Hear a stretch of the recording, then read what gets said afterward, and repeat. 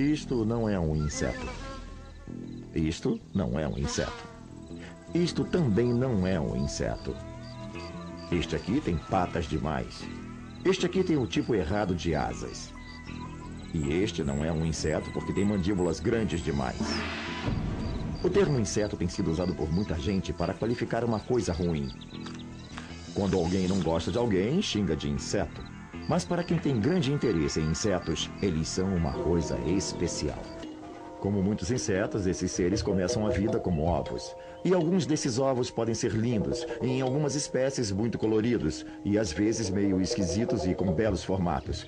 Em quase todos os casos, são desovados em pequenos cachos, em geral com 20, 30 ou 40 ovos, em algum lugar na vegetação, e é muito comum haver ampla distribuição deles.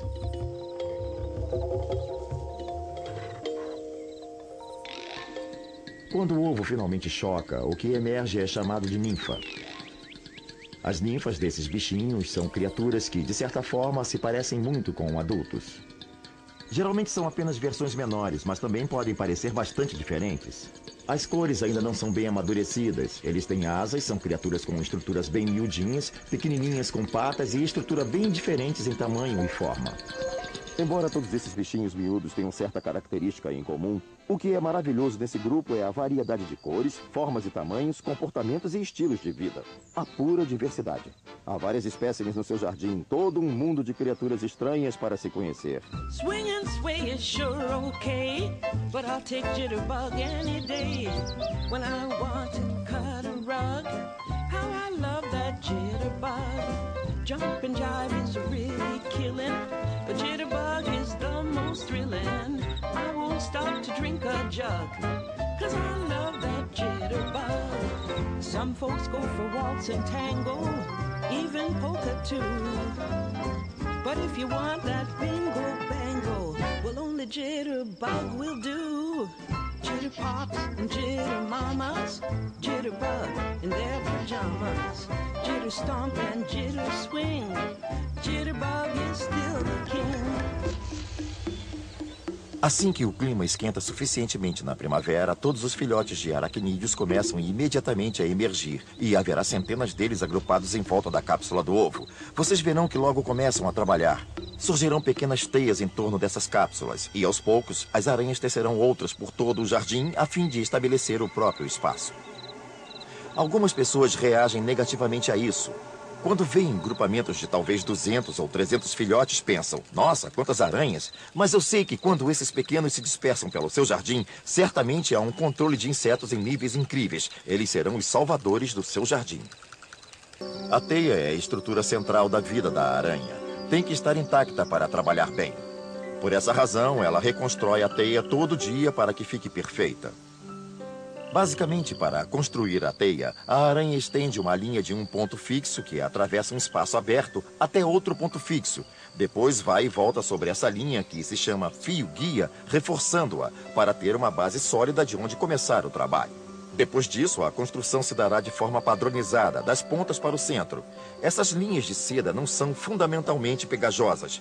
Essas são as linhas radiais sobre as quais a aranha andará para se locomover pela teia.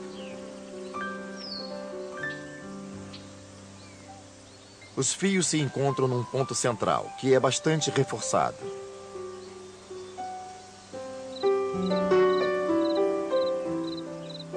Há linhas circulares que se fecham em volta do centro para firmar essas linhas radiais.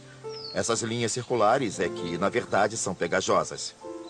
Isso dá à aranha a habilidade de se mover facilmente pela teia, andando pelas linhas radiais, mas evitando as perigosas linhas circulares.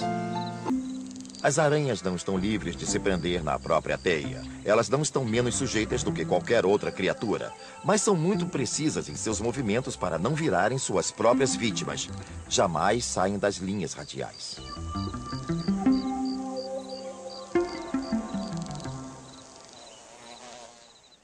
Quando olhamos uma teia, observamos que a aranha tem uma zona livre central onde pode se locomover com bastante facilidade. Essa estrutura estendida em torno de si forma um intrincado sistema de estradas que só a aranha sabe percorrer. If you're stringing me along, it really isn't wrong.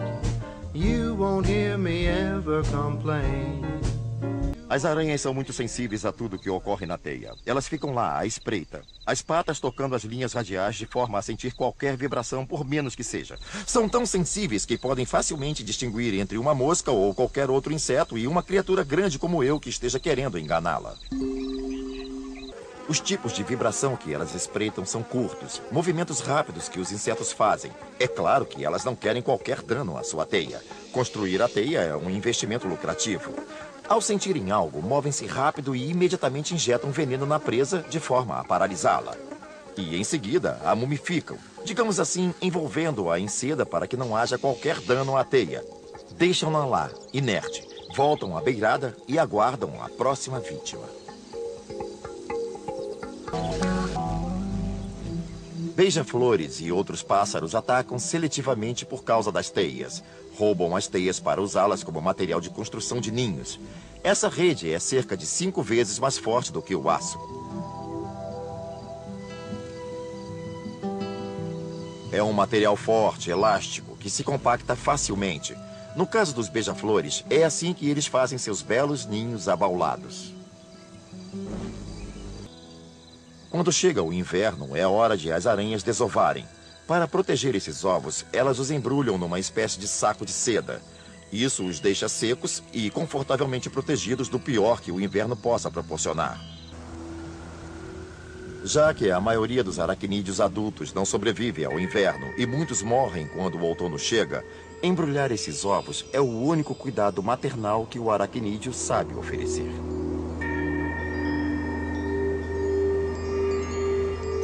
Qualquer coisa que se mova pode ser uma presa. E uma das melhores defesas para essas criaturas é permanecer absolutamente imóvel.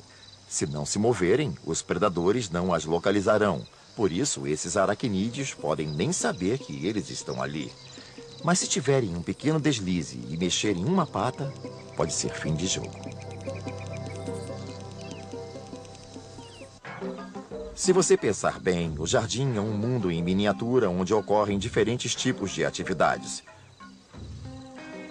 O topo das hastes das plantas funciona como uma espécie de dossel, mas provavelmente uma das mais interessantes áreas fica bem na superfície do solo, onde existe um outro mundo. Por entre a folhagem espalhada, palpita vida intensa.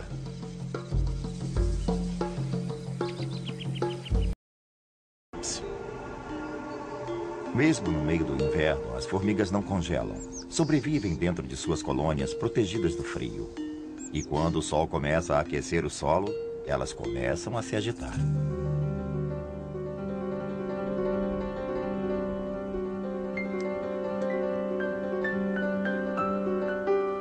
Pode estar chovendo, no auge do mau tempo, mas na colônia as formigas carpinteiras estão seguras e secas. Elas são capazes de construir estruturas labirínticas que lhes ofereçam um mundo distante das intempéries que os outros são forçados a enfrentar.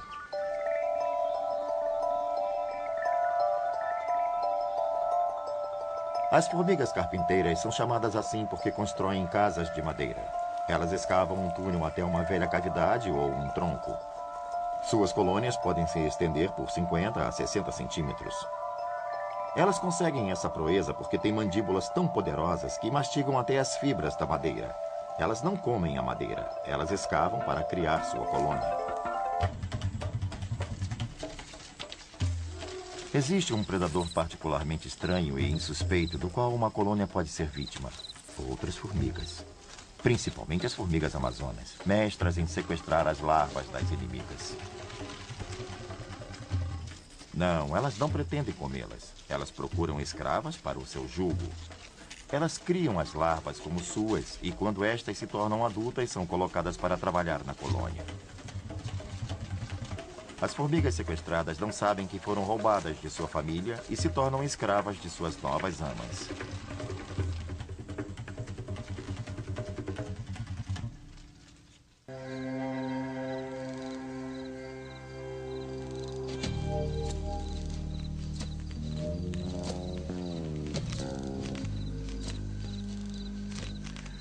Nem tudo que as formigas fazem é apreciado pelos jardineiros. Um dos mais temidos tipos que surgem no jardim é a formiga corta-folhas. Sua tarefa é repicar as folhagens que você gostaria de ver inteiras no seu jardim e as carregar para as suas colônias.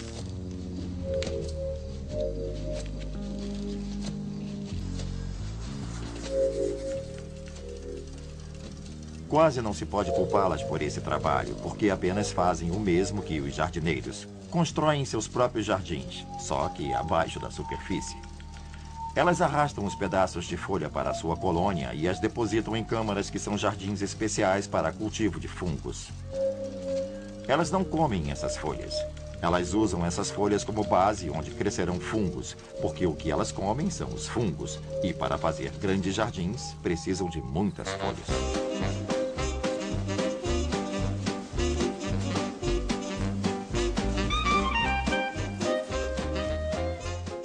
Embora você possa lamentar a perda da folhagem do jardim, nada prende mais sua atenção do que ver uma fileira de formigas, cada uma desfilando pelo jardim com o seu guarda-sol. Parecem senhoras num passeio ao ar livre. De muitas formas, as formigas se parecem conosco. Elas são fazendeiras, cultivam jardins de fungos. Também são fazendeiras no sentido de que, às vezes, também criam gado. E, claro, seu gado são os pulgões. O que elas querem é um líquido doce que goteja das costas dos pulgões. Usando as antenas, elas socam as costas do pulgão e este é o sinal para que ele libere o líquido doce, o que lembra a ordenha de vaca. Há uma lista enorme de predadores que se alimentam de pulgões. Eles têm um corpo macio e suculento, são ricos em nutrientes. E como os pulgões podem se defender? Eles não têm mandíbulas fortes, nem ferrões, nada. A vantagem sob o ponto de vista dos pulgões é que as formigas os defendem. O outro lado da moeda é que, em pouco tempo, pode-se ter uma grande infestação de pulgões. As formigas vão afastar esses predadores ou até matá-los, criando assim um problema mais desastroso.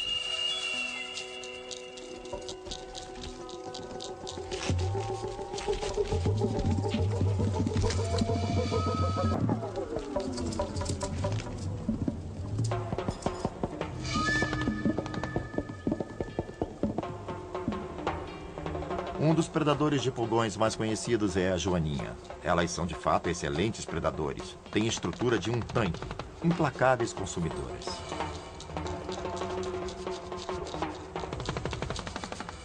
Mas as formigas são persistentes ao proteger os pulgões e formam um grupo numeroso para proteger seu rebanho.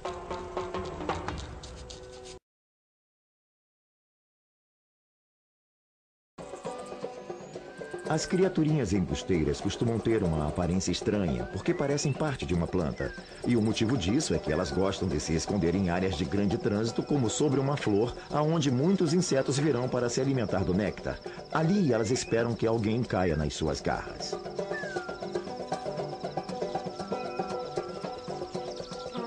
Nem sempre conseguem o que querem, claro, e há sempre o risco de que, enquanto estão ocupados espreitando sobre uma flor, alguém também esteja espreitando atrás deles. Mas, na verdade, eles sempre têm um truque sob a manga.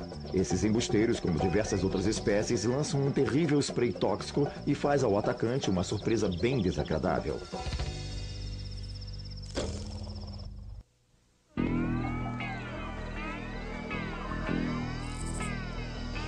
O interessante a respeito desses bichinhos é sua incrível diversidade. Há tantos deles que há diferentes formas de solucionarem os pequenos problemas da vida. Tantas cores e ciclos de vida, tantas formas diferentes com que se apresentam. Realmente eles são um grupo de criaturas absolutamente fascinantes.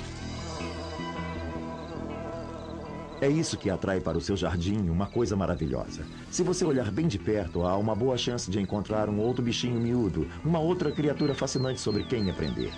Para mim, isso já é metade do charme do jardim.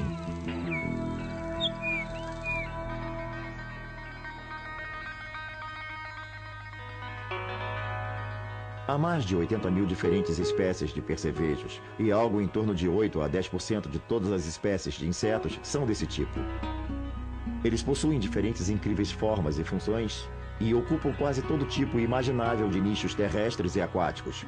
Eles têm uma enorme coleção de cores, vários formatos estranhos de corpo, comportamentos esquisitos, métodos interessantes de defesa e de dispersão, podem representar muitos papéis diferentes no jardim e são quase universalmente distribuídos pelo mundo. Eles são um grupo muito bem sucedido.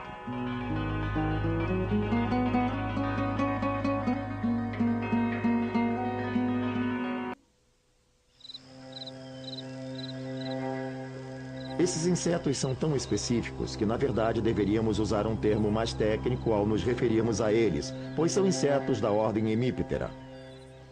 O que eles mais têm em comum é que pertencem a um grupo altamente variável. Mas tem uma coisa que podemos dizer sobre eles. Quase todos têm um mecanismo bucal projetado para furar ou sugar partes conhecidas como rostro. Uma outra coisa é que, embora todos tenham 4 asas, muitos têm as 2 asas anteriores mais rígidas do que as posteriores. As asas anteriores são divididas ao meio. A primeira pode ser bem dura e também pode servir como uma armadura de proteção. As pontas das asas, contudo, são membranáceas e transparentes, como são as posteriores, que se dobram para dentro. Este é o padrão de asas característico que identifica a maioria dessas criaturinhas.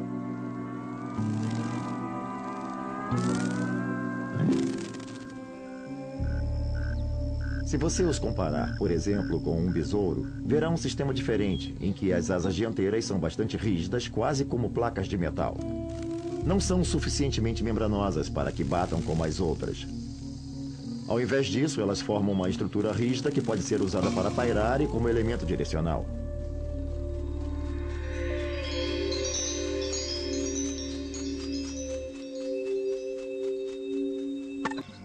Os percevejos de laço se alimentam da vegetação de uma forma parecida com a dos pulgões. Introduzem seu probóscide na planta, digerem o material celular das folhas e sugam o fluido que resultou.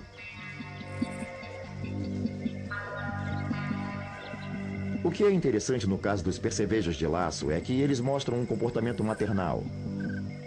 Você vai poder observar que as fêmeas cuidam da cria, tomam conta, protegem, indicam a ela o melhor lugar onde se alimentar e esse tipo de coisas.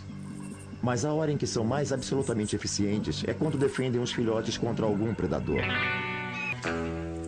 Se a fêmea do percevejo de laço, acompanhada de um grupo de filhotes, se depara com o perigo de uma larva de formiga-leão faminta, ela tem que reunir os filhotes como um pastor faz com seu rebanho, deixando todos juntos e indo na mesma direção, afastando-os do predador e dirigindo-os para um território mais seguro. As ninfas de percevejo de laço são totalmente indefesas e, claro, há um grande grupo que é sempre ameaçado por um predador. Se uma larva de formiga-leão puder fazer o que quiser, ela vai abrir caminho comendo-as como uma máquina de ceifar. Portanto, se uma fêmea puder reunir sua cria e levá-la dali em segurança, vai salvar muitos filhotes da morte certa.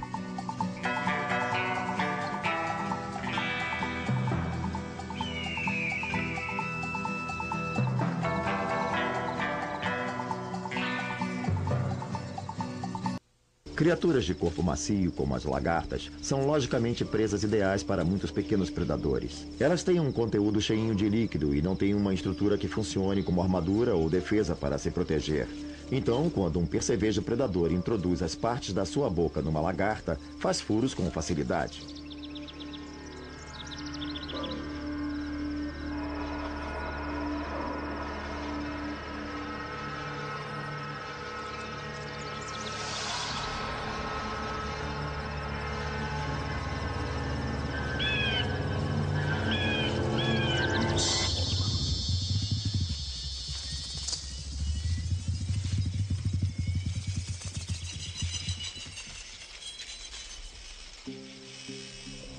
Isso, é claro, faz com que essas criaturinhas sejam muito importantes no jardim por serem predadores que controlam algumas das piores pestes de plantas.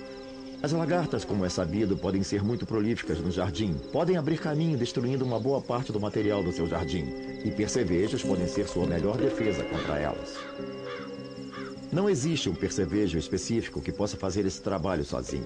Na verdade, precisa haver uma enorme diversidade de criaturas e os percevejos fazem parte dessa temível coleção de predadores que estão lá fora protegendo o seu jardim.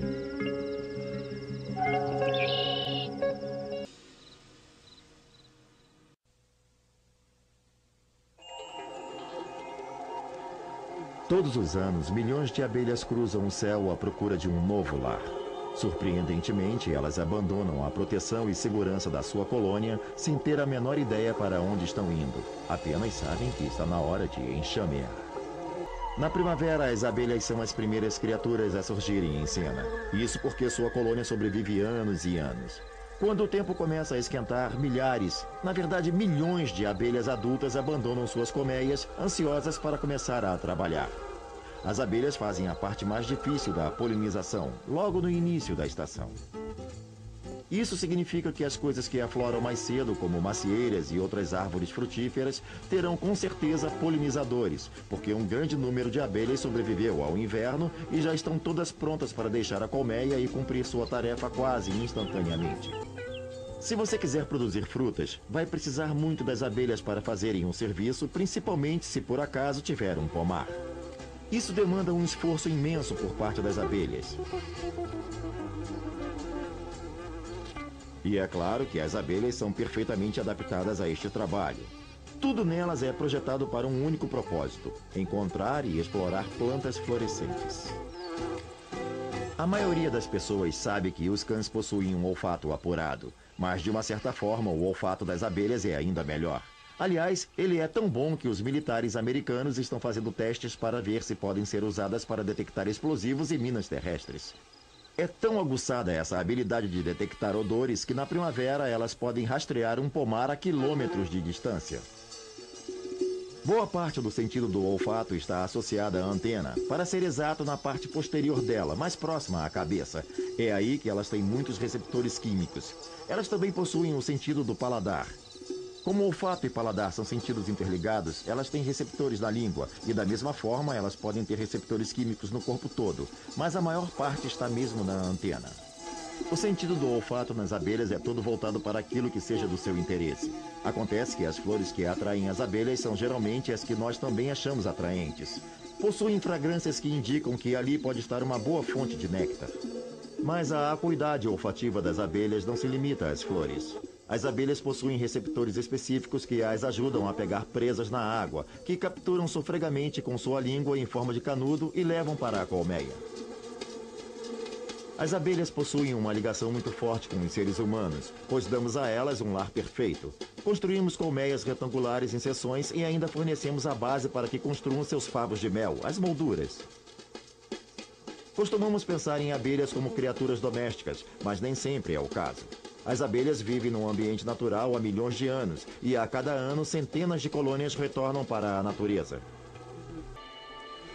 A vida das operárias muda à medida que ficam mais velhas. Logo após a transformação, sua obrigação é ficar em casa fazendo as tarefas domésticas. À medida que crescem, vão assumindo mais responsabilidades. Não existe uma autoridade central definindo quem faz o que, dizendo você faz isso, você faz aquilo. Cada operária simplesmente faz o que tem de fazer naquele estágio da vida.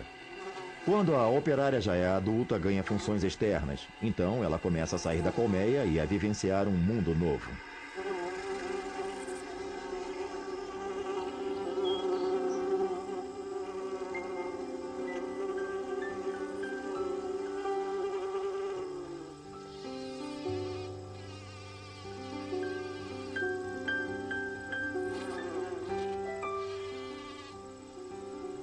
Em geral, as operárias mais velhas são as que ganham funções externas, e quanto mais experientes ficam, melhor cumprem suas tarefas, até que chega ao ponto em que estão exauridas. É uma vida muito ocupada, muito ativa, então pouco a pouco o corpo vai deixando de suportar a carga. Embora a colônia possa durar por anos a fio, as abelhas que permanecem dentro da colônia não duram muito, cerca de semanas a poucos meses. Às vezes você poderá observar uma mesma abelha voltando a uma determinada fonte de néctar várias e várias vezes seguidas. Elas não voam a esmo. Quando as operárias deixam a colmeia, em geral têm noção de para onde ir. É por isso que algumas operárias se especializam em explorar o ambiente. Sua função é localizar as fontes primárias de alimento e trazer a informação de volta à colônia. Contam o que encontraram as irmãs usando a dança de roda. Às vezes até mesmo trazem uma provinha do néctar que encontraram, a fim de convencer as outras da boa qualidade do produto. Se a dança conseguir vender o produto, um grupo de exploradoras voltará à nova central de alimentação para aproveitar a generosidade do local. A visão dos insetos é bem diferente da visão humana. Primeiro porque elas têm os olhos compostos e, portanto, não veem o mundo da mesma forma que nós. Além do mais, são sensíveis aos diferentes comprimentos de ondas da luz. Enquanto conseguimos ver bem matizes que vão do vermelho ao azul e talvez ao violeta, as abelhas não enxergam muito bem no vermelho, mas têm melhor visão no espectro violeta e no ultravioleta. As cores primárias que a abelha enxerga seriam o amarelo, o azulado e o ultravioleta. Qualquer dessas cores é atraente para elas. Mas o ultravioleta é invisível para nós. Assim, o que para nós parece ser uma flor branca, por exemplo, pode não ser uma flor branca, pode ter outra cor para uma abelha. Às vezes também verão padrões que vão chamar a atenção para a flor, indicando que é uma grande fonte de néctar. Os padrões ultravioletas são invisíveis para nós, mas são perfeitamente visíveis para as abelhas. Claro que isso é um meio das flores atraírem as abelhas para si. Do ponto de vista da flor, isso é garantia de polinização. Do ponto de vista da abelha, sinaliza onde está o alimento. Uma colônia de abelhas é realmente um obstáculo temível para qualquer predador que queira comer as abelhas, ou seu mel, ou ainda seu pólen. Todos esses ferrões coletivamente podem ser demais para encarar. Muitos poucos animais terão essa coragem, mas a ameaça de um ferrão nem sempre é suficiente. Todas as vezes que as abelhas esvoaçam pelo jardim, passam pelo caminho de alguns personagens terríveis, alguns dos quais ficam bastante contentes de se arriscar ao veneno de uma pequena abelha em troca de uma boa refeição.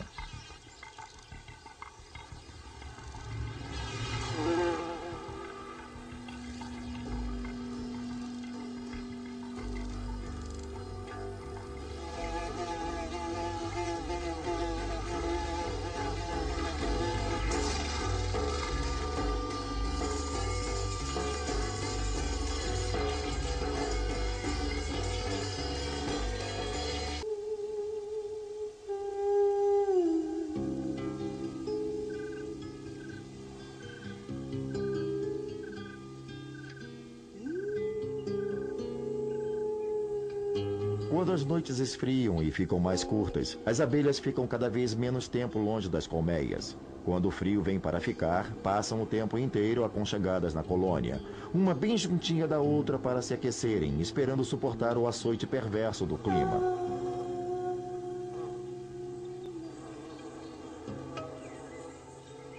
O inverno é uma estação difícil para a colônia de abelhas porque não há como buscar néctar. Elas não podem sair. Assim que colocam as asas fora da colmeia, morrem. Elas conservam a temperatura no interior da colônia, vibrando os músculos do corpo. Isso evita que a colmeia congele, mas toda essa atividade consome muita energia, uma coisa que as abelhas não têm muito no inverno. A única fonte de energia que têm é um suprimento de mel que sempre vai diminuindo. Por volta do último mês de inverno, a colônia mal se aguenta. Muitas operárias já morreram, mas a colônia como um todo sobrevive para que na primavera as operárias possam mais uma vez tomar os céus. Quando a nova rainha está pronta, uma mensagem se propaga pela colônia avisando que chegou a hora de se reunirem em enxame. As operárias já estocaram alimento para a longa jornada que vem por aí. É um certo mistério a forma como elas decidem quem fica e quem vai. Mas quando chega a hora, um grande enxame com a rainha à frente toma os céus para procurar uma nova casa. Inacreditavelmente, elas abandonam a segurança e o conforto da colônia existente sem ter a menor ideia aonde irão parar. Elas só sabem que chegou a hora de fundar uma colônia. Os detalhes são planejados pelo caminho. Uma vez bem longe da velha colmeia, o enxame pousa para se reagrupar e determinar o resto do plano.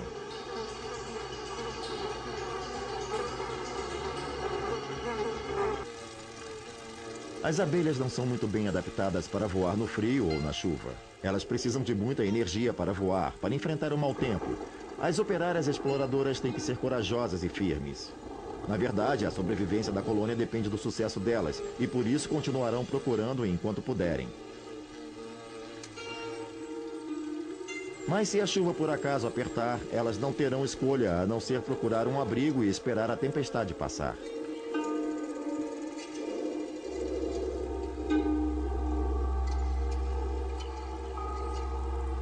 Lá no enxame, as operárias estão cuidando da rainha, aconchegadas para se aquecer, esperando pacientemente a tempestade passar e as colegas retornarem com novidades. O único suprimento que têm é o alimento que conseguiram trazer. Com o passar do tempo, o suprimento começa a acabar e as abelhas ficam cada vez mais exaustas. Depois de uma viagem que pode levar a qualquer lugar e levar horas ou dias, milhares de abelhas chegam ao seu novo lar.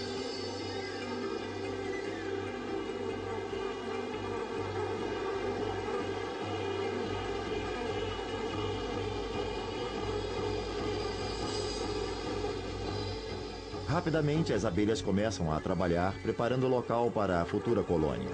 Limpam todo o fungo e os resíduos e começam a fixar a fundação do novo favo de mel. E num instante, algumas novas células começam a crescer.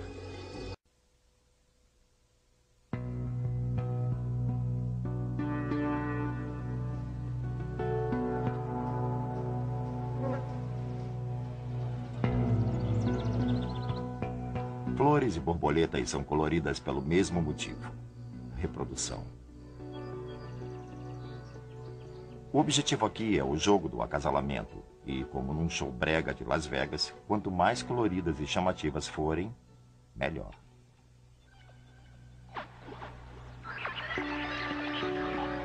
As flores usam suas fragrâncias e cores fortes para atrair seus polinizadores, assim como as borboletas atraem seus pares.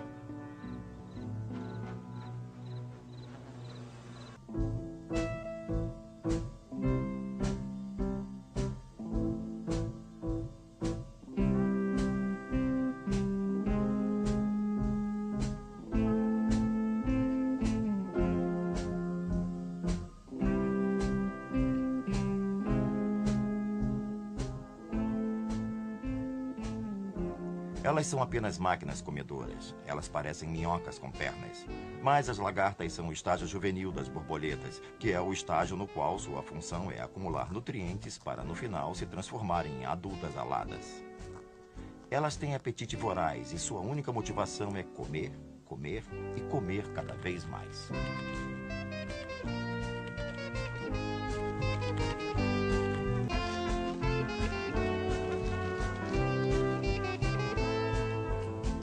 Nós pensamos em insetos como criaturas de asas com 6 pernas, mas as lagartas não têm asas e têm muito mais do que 6 pernas. Elas têm 3 pares na frente do corpo e ainda mais atrás, no abdômen, mais 5 pares, chamados propernas. Os 2 pares traseiros são de fato muito estranhos. São chamados de clasperes e têm a função de segurar a criatura na vegetação enquanto se move de folha em folha, pois se ela se soltar completamente, cai. E as pernas da frente têm pequenas bordas planas com ganchos em volta. Esses ganchos agarram a vegetação, mas se a superfície for muito plana ou muito escorregadia, funcionam como ventosas, criando certo vácuo para que elas possam caminhar sobre uma superfície lisa sem problema. Não há nada que possa impedi-las.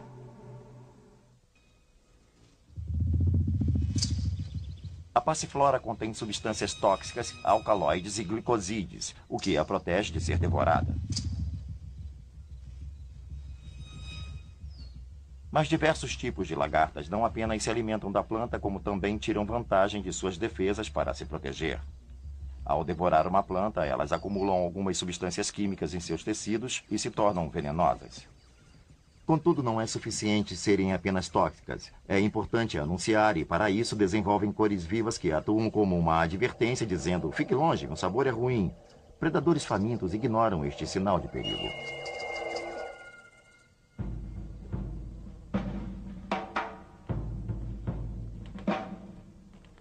À medida que a lagarta abre seu caminho no mundo comendo, é lógico que vai crescendo. E isso é um pouco problemático, porque a camada externa da pele, o exoesqueleto, é na verdade bem rígido. Ele vai esticando até que chega a um ponto em que não é mais possível esticar mais. Para que cresçam mais, elas têm que partir a pele externa e literalmente sair de dentro dela. Isso inclui todas as partes, inclusive a cabeça, isto é, elas saem de dentro da cabeça. A estrutura toda escorrega pela parte traseira e se desprende. Mas quando saem da pele, enfrentam um probleminha, porque todos os sensores se encontram na superfície externa. É por onde tocam, é por onde sentem.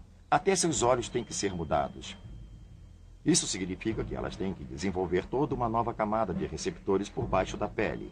E não apenas uma vez, mas 4 ou 5 vezes elas têm que fazer a muda antes de finalmente atingir o tamanho completo. É claro que, acumulando todos esses recursos, as lagartas estão essencialmente se transformando numa refeição pré-embalada vulnerável a todos os predadores locais. E o que não falta são predadores. Há aranhas à espera, insetos predadores perambulando por entre as folhagens. E para os pássaros, as lagartas representam uma refeição quase perfeita.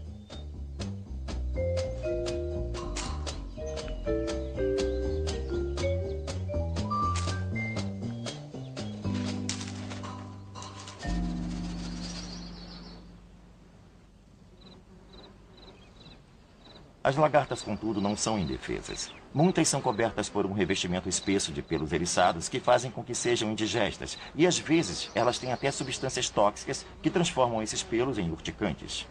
Uma outra abordagem é tentar parecer uma coisa que na verdade não são. Algumas lagartas de borboletas negras se disfarçam de fezes de passarinho. O disfarce pode ser até mais elaborado. Manchas arredondadas podem dar a impressão de que há uma cobra na folhagem e não uma deliciosa lagarta. Podem sofisticar ainda mais e usar umas glândulas que emitem um odor fétido, o que serve de freio para alguns predadores.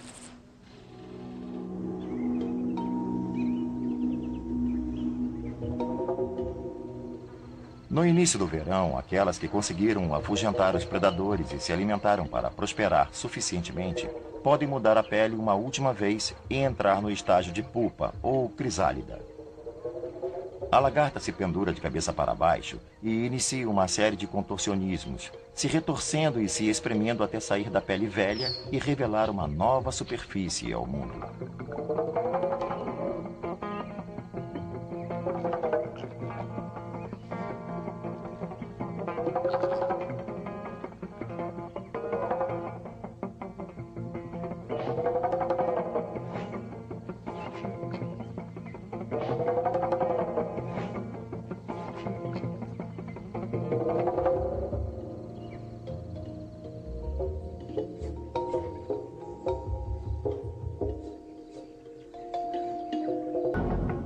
Neste estágio podem parecer ilusoriamente imóveis, talvez até mortas, mas na realidade há uma incrível transformação acontecendo em seu interior.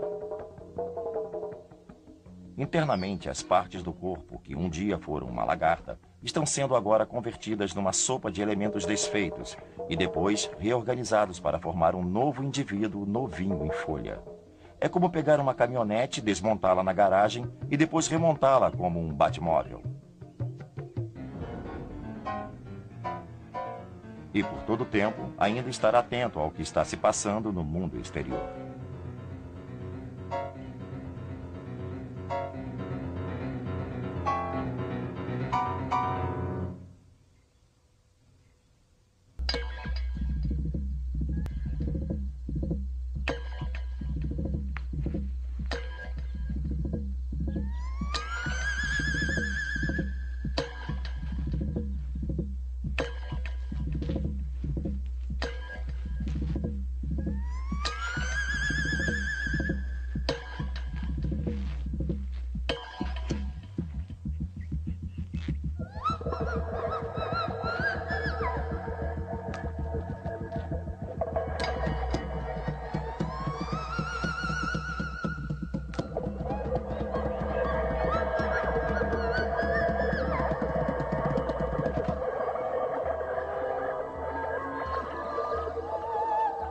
Finalmente adulta, emerge da crisálida em sua nova forma, com 6 pernas e com asas. Ainda está um pouco úmida e um pouco enrugada, por isso precisa perder um tempo se secando antes de começar a voar. Mas está basicamente preparada para assumir sua nova missão na vida: reprodução.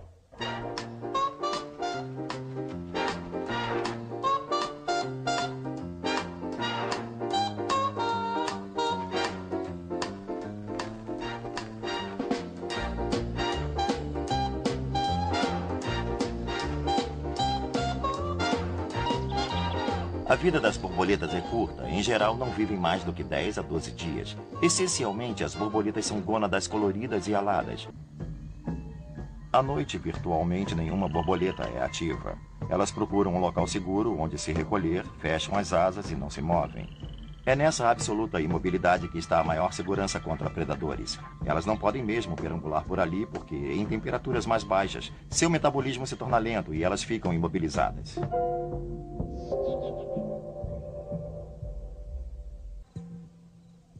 Quando uma borboleta pousa sobre uma flor, uma das primeiras providências a tomar é prová-la, para ter certeza de que ali há néctar.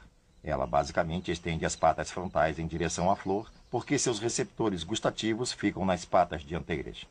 Se o sabor confirmar, ela aciona seu canudinho, o probóscide, para sugar o doce néctar. O probóscide é um mecanismo bem interessante. É um tubo oco circundado por 2 canos cheios de líquido que desenrola devido à pressão que vem de dentro desses sacos de líquido. Durante a vida, a borboleta vai refazer esse processo de enrolar e desenrolar mais de 100.000 vezes, o que requer o uso de material extremamente durável, o que até hoje nenhum engenheiro humano conseguiu copiar.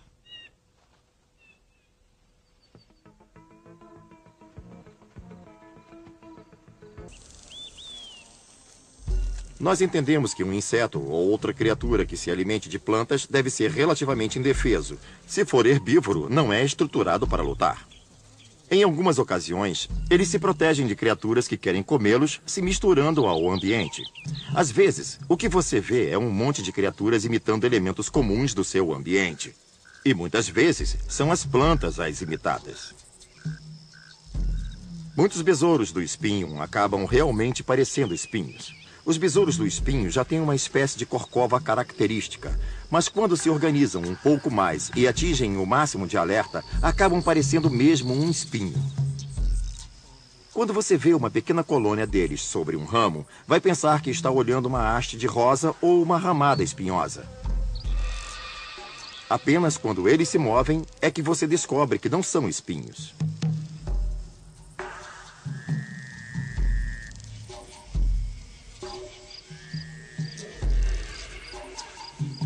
Um outro artifício que usam é parecer um pedaço de pau. Por exemplo, o bicho-pau se move por entre as folhagens, alimentando-se de folhas. Mas se um predador chega perto dele, em geral fica completamente imóvel. E se a copa da árvore estiver oscilando, os galhos balançando com a brisa, ele se deslocará para frente e para trás, de forma a parecer que faz parte da natureza estrutural daquela planta.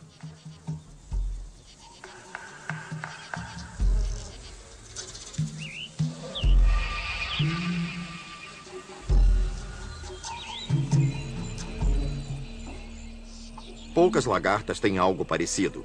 Elas caminham pela vegetação e têm uma aparência pouco confundível com galhos. Mas quando você mexe nelas, costumam ficar imóveis. Se a solução for ficar parada no lugar, então é isso que elas fazem. Não existe somente a camuflagem pela cor. Existe também a camuflagem pela postura.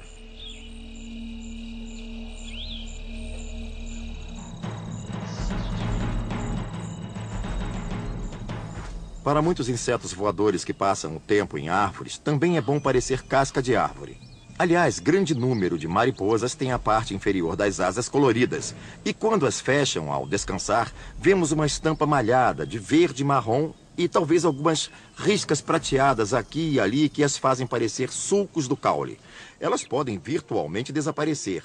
Elas pousam, fecham as asas e você não as vê mais. Isso significa que o mundo é cheio de fraudes. E o mimetismo, nesse artifício de fingir ser alguma coisa que não se é muito mais comum do que as pessoas imaginam. You'll find the answers that you seek if you have faith in make-believe. A daydream carries you away, but it can still come true someday. The wonders you can weave if you have faith in make-believe.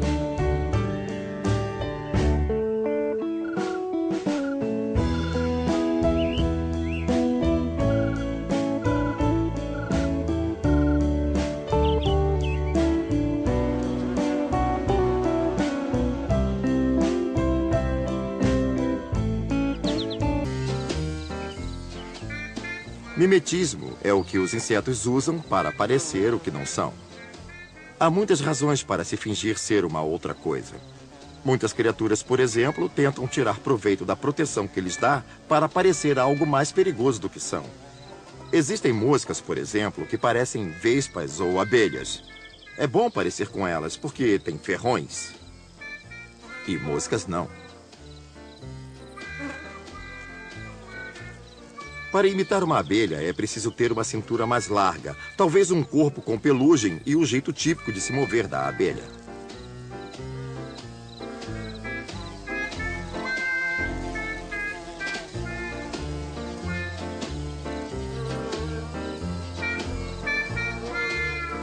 Para imitar uma vespa, é preciso ter uma cintura fininha e um corpo longo. Isso pode oferecer proteção contra predadores visuais que não querem atacar um inseto que poderá ferroá-los.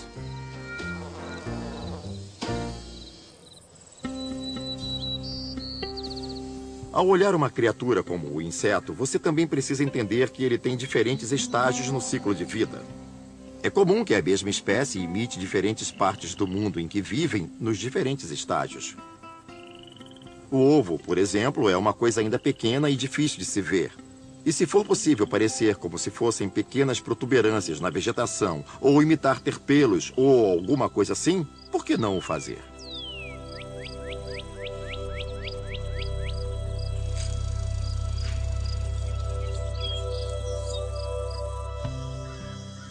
Um estágio em que as criaturas não querem chamar a atenção para si é o de pupa. Antes de emergir, quando estão na crisálida ou no casulo, geralmente não são capazes de se defender.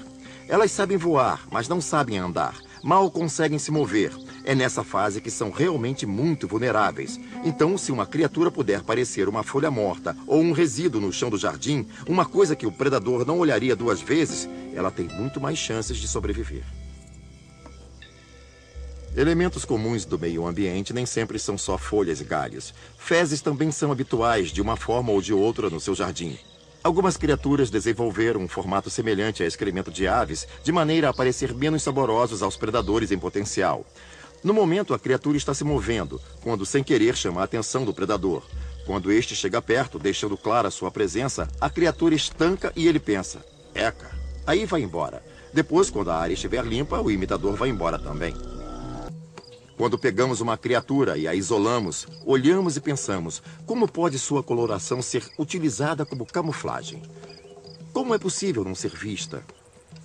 Mas se a pusermos diante de um fundo de diferentes texturas e formas de folhas, principalmente quando essas folhas se movem, de repente essa coloração funciona perfeitamente. A luz costuma dar à vegetação variedades diferentes de estampas, e esta tem um jeito específico de crescer.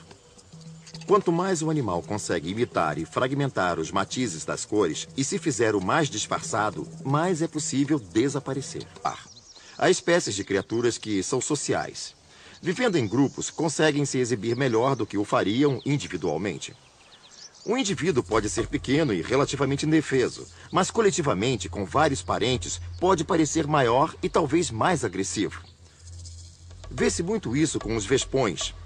Eles vivem em pequenas colônias, relacionam-se entre si e, quando se movem, costumam fazê-lo em grupo. Então, se um predador se aproxima, repentinamente todos se levantam ao mesmo tempo e essa visão coletiva faz com que pareçam uma única e grande estrutura.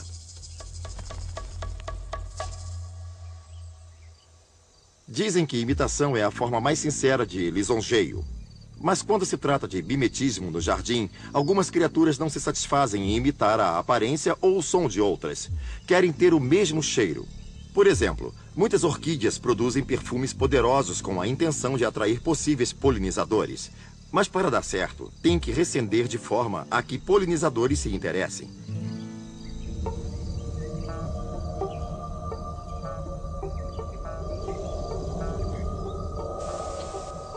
No caso dessa orquídea, a flor delicadamente suave exala um cheiro que pode ser efetivamente considerado fedorento.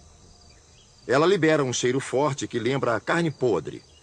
Aí você vai pensar, eca, quem ficaria atraído por isso? Moscas, ora. As zeladoras do jardim são comedoras de carniça, devoram carne morta. Então, para elas, coisas mortas são maná dos deuses.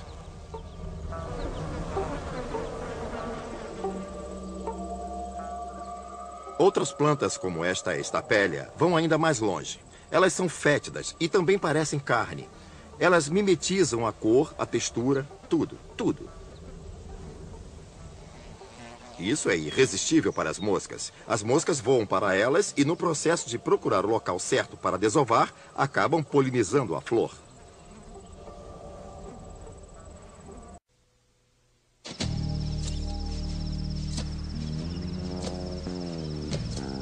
Muita gente acha que, se viu uma mosca, já viu todas. É mais fácil descrevê-las como criaturinhas iguais.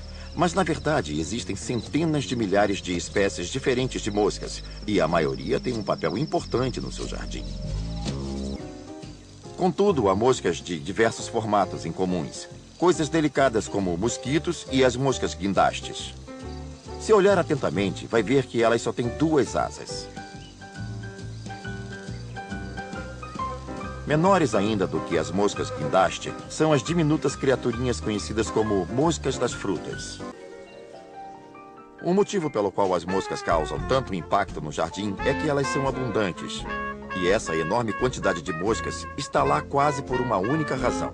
Elas podem dar origem a uma geração em apenas 3 ou 4 dias e promovem esse processo continuado, ciclo após ciclo, geração após geração, todas trabalhando ininterruptamente no seu jardim.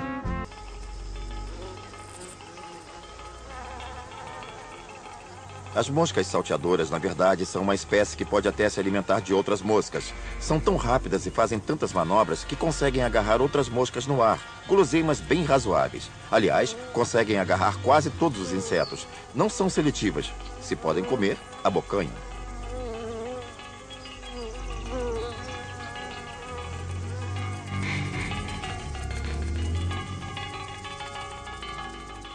Você pode até dizer que uma mosca nada mais é do que uma mosca. Mas antes de matá-las a tapas, lembre-se de que nem todas são criadas da mesma forma. Algumas, como as moscas abelhas, moscas do pairo e mesmo mosquitos machos, são ótimos polinizadores. As que se alimentam de néctar precisam despender muito tempo circundando as flores, o que significa que irão coletar pólen e transferir de uma flor a outra. Um importante grupo de polinizadores é o das moscas das flores. São espetaculares de se olhar, porque têm a habilidade de permanecer numa posição quase indefinidamente, batendo vigorosamente e intermitentemente as asas, claro. Isso quer dizer que podem enfrentar muitas dificuldades para ter acesso às flores. Elas chegam bem perto, bebem o néctar e daí vão mais uma vez perturbar o estame para retirar o pólen. Mas muitas moscas das flores são fascinantes porque têm esse corpo listrado, em geral em preto e amarelo ou preto e laranja. Essa aparência lembra a coloração de advertência de abelhas ou vespas e permite que elas se movam entre as flores com impunidade para a predação. Algumas até produzem um zumbido que faz a imitação de abelha ficar mais convincente. Não apenas são polinizadoras importantes, capazes de visitar diversas flores, como também na forma de larvas, são importantes componentes do seu jardim, já que depositam ovos junto a colônias de pulgões, e as larvas das moscas das flores são vorazes comedoras de pulgões.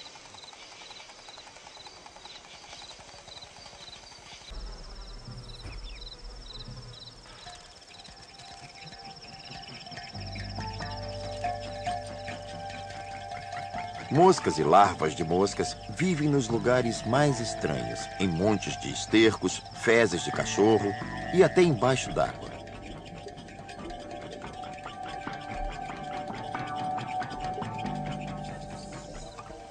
As larvas do mosquito, por exemplo, vivem na água, mas nunca ficam muito longe da superfície, porque inspiram o ar projetando um tubo acima da superfície.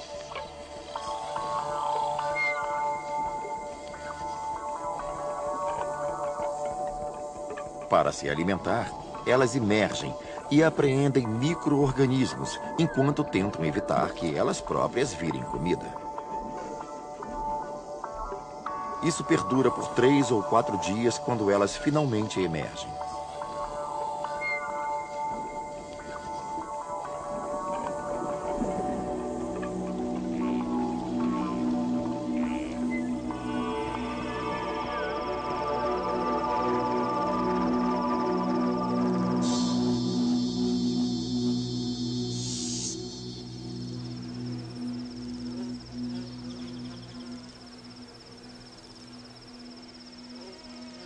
Ser carnívoro não é novidade no mundo das moscas. Algumas pegam pequenas presas, mas há outras que não se preocupam com o tamanho da presa. Aliás, gostam mesmo é das grandes. Às vezes somos convenientes. Insetos como moscas pretas e mosquitos são predadores que fazem de nós suas presas. Quando a mosca se alimenta de pólen, na verdade ela come o que precisa e vai em frente. Não armazena como fazem as abelhas. Do ponto de vista de um abelhão ou de uma abelha comum, o pólen é um recurso valioso porque pode ser guardado, basta que eles o coletem. Costumam ter uma bolsa especial nas patas posteriores que podem carregar grande quantidade de pólen, então o levam para a colmeia e estocam. Mas isso é porque são criaturas sociais.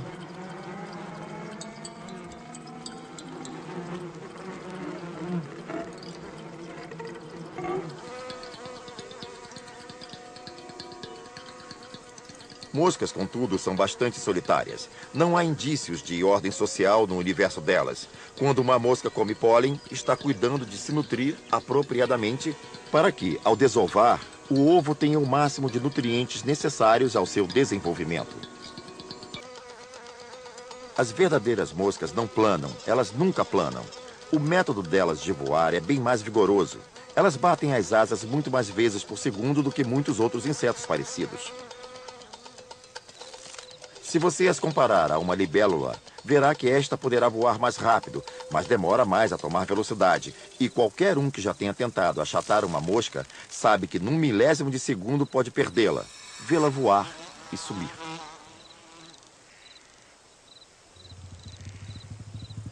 Ao olhar para uma mosca, você vê uma criatura extremamente sensível ao que se passa em torno de si. Elas precisam encontrar, claro, outra para acasalar. Mas também têm algo para comer, e o fazem com mais de um sentido. Algumas moscas têm uma visão incrível. Possuem grandes olhos na frente que são posicionados de tal forma que têm um amplo campo de visão de quase 360 graus, e com isso sabem o que se passa em volta. O que é em parte útil para encontrar alimento e em parte óbvio para não virarem presas. O corpo. Se você observar a cabeça de uma mosca, verá diversos tipos de estruturas adicionais. As antenas, que também são sensíveis às vibrações do som, às temperaturas, a tudo. Quer dizer, elas são uma massa de recepção sensorial.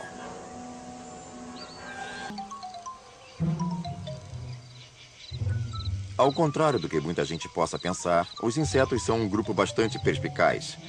As moscas despendem uma boa parte do dia se alisando e se limpando. Nunca se sabe se alguém vai chegar com uma câmera. As moscas precisam manter seu aparato sensorial bem limpo, e isso inclui os olhos. Elas não têm olhos úmidos como as aves e os mamíferos, portanto, não têm pálpebras para fechar e umedecê-los. Então, precisam usar os pelinhos finos da ponta das patas para limpar a superfície ocular.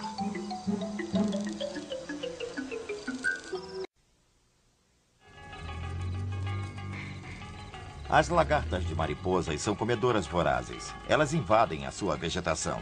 Geralmente são essas lagartas e não as lagartas de borboletas que desfolham inteiramente as suas plantas. As lagartas de mariposas têm diversos aspectos e formas. Muitas têm o corpo bem cabeludo, coberto de pequenos pelos ou espinhos em toda a sua extensão. Alguns desses pelos ejetam uma química irritante para dificultar que outras criaturas as comam. Muitas vezes, essa cobertura peluda também pode atuar como um isolador, e em muitos casos tem coloração escura para que possam absorver energia do sol e aquecer a lagarta para que possa ficar ativa já nas primeiras horas do dia. Uma das estratégias que fazem das mariposas criaturas bem-sucedidas é a sociabilidade. Elas costumam viver em grupos, pois assim há mais segurança em vários sentidos.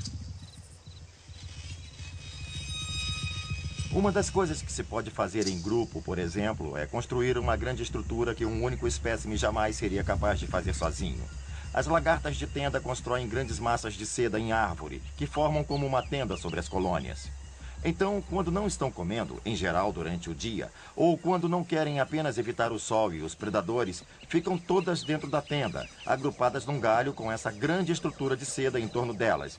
De uma seda muito fina, mas tecida em várias camadas, positivamente uma barreira formidável para qualquer predador que tente penetrar. E à noite, quando querem se alimentar, elas deixam a tenda de seda, caminham pela folhagem e comem.